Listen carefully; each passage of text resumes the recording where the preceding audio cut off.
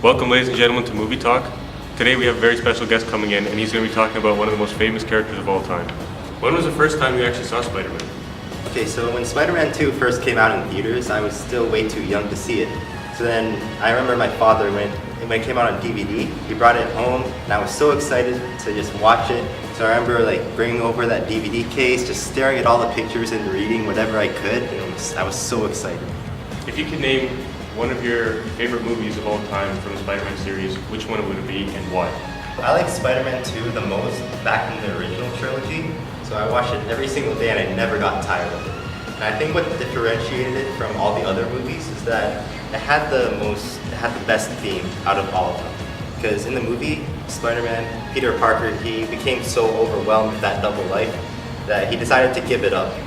And it went through the struggles that he went through, trying to live a life without Spider-Man, but then realizing that, at the end of the day, he couldn't put down the responsibility that he knew he had to take up. Why do you like Spider-Man over other characters, for example, like Batman? So I prefer Spider-Man over other characters like Batman. And I know Batman's a really popular character. If you were to ask lots of people, they'd probably say their favorite character is Batman. But I think I would choose Spider-Man because he's such a simple character. So as opposed to Batman, Spider-Man's origin was it's a very humble origin, if you could say, because he had a hand in the death of a loved one. And I feel that others are so inspired by Spider-Man because he's not a perfect character. You look at other characters like Superman and Batman, and they're lifted on such a high pedestal, almost to a point where you're thinking, how can I relate to these characters?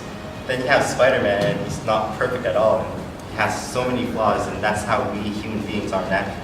All right, Josh, it's been a really nice time talking to you here today about Spider-Man. And end this question period off, I'm going to ask you an absolute big question. Sorry about that. I got a little carried away. To reiterate that question, I want to ask you, what actor do you think plays Spider-Man the best in any film you've seen? So my favorite actor to ever portray Spider-Man on film has to be Tobey Maguire.